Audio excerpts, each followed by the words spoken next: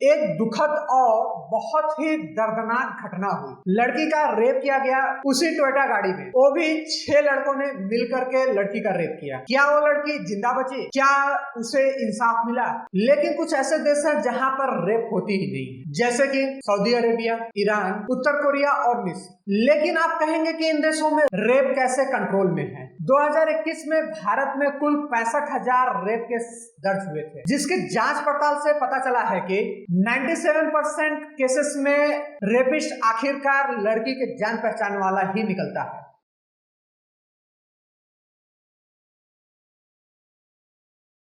बात ज्यादा पुरानी नहीं, साल 2022 मई का महीना था, तारीख थी 28, जब हैदराबाद के अमसीनिया पब पर कुछ स्टूडेंट पार्टी कर रहे थे।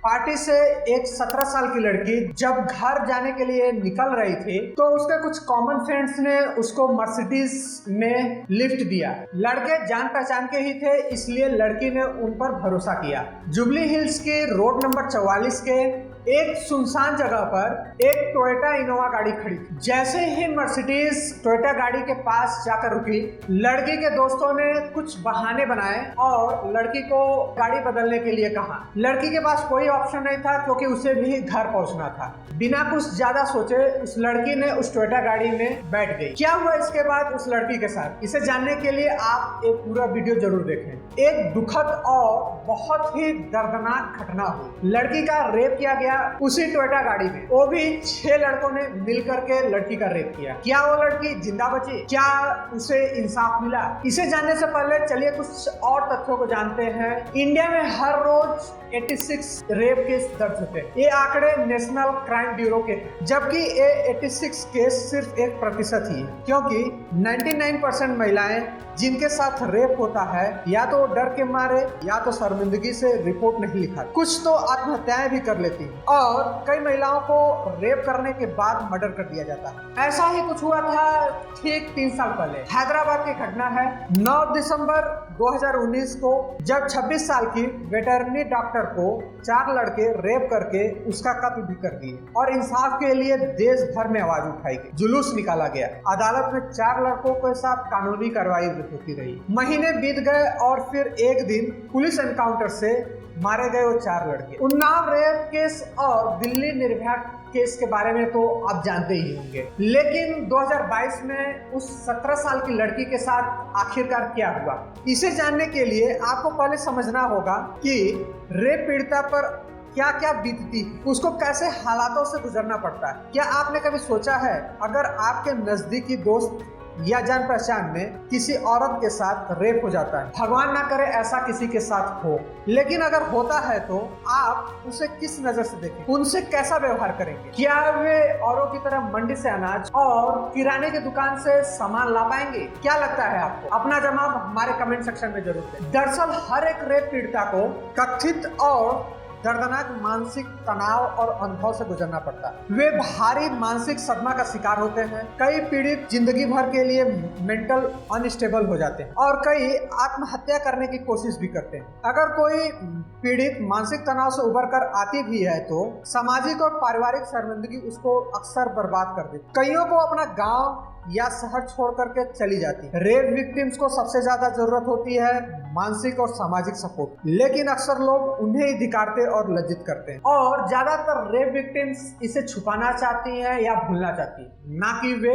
इंसाफ चाहती। और जब कोई रेप पीड़िता इंसाफ के लिए कानूनी कदम उठाती भी है तो उसका रास्ता आसान नहीं है। हर कदम पर उसको लैब टेस्ट, सबूतों और प्रमाणों को एक साथ करने पड़ते हैं। डीएनए टेस्ट के लिए उन्हें अपने प्राइवेट पार्ट्स की जांच करानी होती है, वो भी 72 घंटे के अंदर। कई पीड़िता सदमे से उठते उठते 72 घंटे निकल चुके होते हैं और वे डीएनए टेस्ट में कुछ साबित नहीं कर पाती हैं और गुनाहगार रिहा हो जाता है। ऊपर से कोर्ट की कार्रवाई में भी काफी समय लगता है। तारीख पे तारीख निकल जाती है। हर तारीख पर पीड़िता के पक्ष से कोई नया सबूत पेश किया जाता है तो गुनाहगार उस सबूत को मिटाने की कोशिश में जुट जाता है और रेप पीड़िता अपने सम्मान को गिरवी रखकर हर तारीख पर कोर्ट में हाजिरी देती है और इंसाफ की उम्मीद हुई। ठीक ऐसा ही हुआ था हैदराबाद की 17 साल की उस लड़की के साथ। 6 लड़कों से रेप हुई इस लड़की ने पहले तो मेंटल ट्रॉमा से उभरी और फिर जब इंसाफ का दरवाजा खटखटाया तो पुलिस ने अपनी कार्रवाई शुरू की। पुलिस ने सारे गुनाहगारों को गिरफ्तार किया, लेकिन 6 में से 5 लड़कों को नाबालिग होने के कारण उनको जमानत मिल गई। इनमें से एक सत्तारूढ़ दल तेलंगाना राष्ट्र समिति के नेता का बेटा था और एक AIMIM पार्टी के विधायक का बेटा। हैदराबाद पुलिस ने भी कंफर्म किया कि बलात्कारियों ने ठंडे दिमाग से पूरी क्राइम की योजना बना रखी थी। वे कॉन्डोम भी कैरी किए हुए थे, जिसका इस्तेमाल किया गया ताकि बलात्कारियों का DNA सैंपल ना मिले। उन्होंने रेप का वीडियो भी बनाया था ताकि पीड़िता को धमकी देकर दबाया जा सके, लेकिन गिरफ्तारी होने से पहले सारे लड़कों ने अपने मोबाइल से वीडियो डिलीट कर दिया ताकि पुलिस को सबूत ना मिले। कितना बेरहम और कोल्ड ब्लडेड क्रिमिनल बन चुके थे ये नाबालिग। क्या अदालत ने इन्हें जमानत देकर के सही किया या फिर इन्हें आजीवन कारावास की सजा हुई? इसका जवाब आप हमारे कमेंट सेक्शन में दें। इसके बाद इस केस को लेकर के पूरे देश में हलचल मचा और इस केस की गंभीरता को देखते हुए 30 सितंबर 2022 को अदालत में दोबारा सुनवाई की। इस बार उन्होंने मेडिकल बोर्ड और साइकेट्रिक डिपार्टमेंट के असेसमेंट पर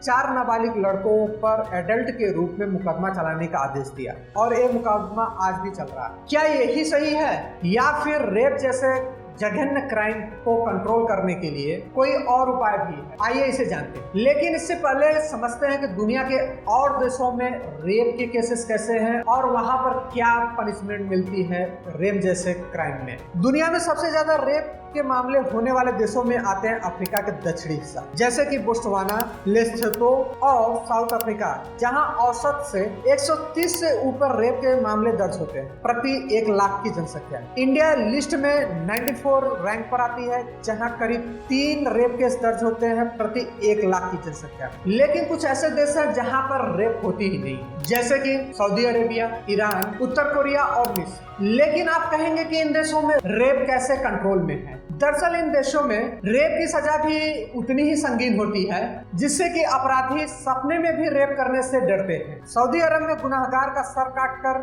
फड़ से अलग कर दिया जाता है, वे भी 7 दिन के अंदर। नॉर्थ कोरिया में रेपिस्टों को फायरिंग स्क्वाड के सामने खड़ा करके गोलियों से छन्नी कर दिया जाता है। ईरान और मिस्र में रेपिस्ट को फांसी से लटकाकर मार डाला जाता है। तो क्या ऐसी ही सजा देनी चाहिए रेपिस्ट को?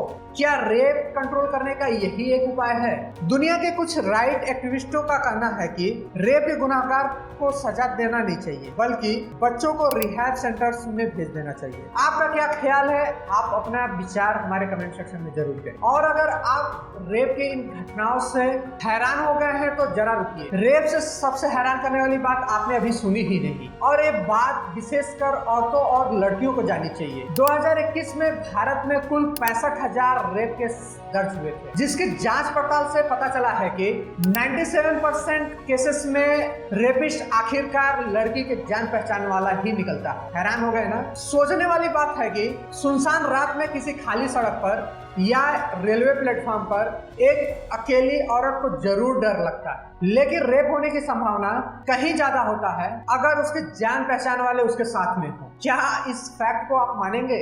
इसका जवाब हमारे कमेंट सेक्शन में जरूर दें। जय हिंद।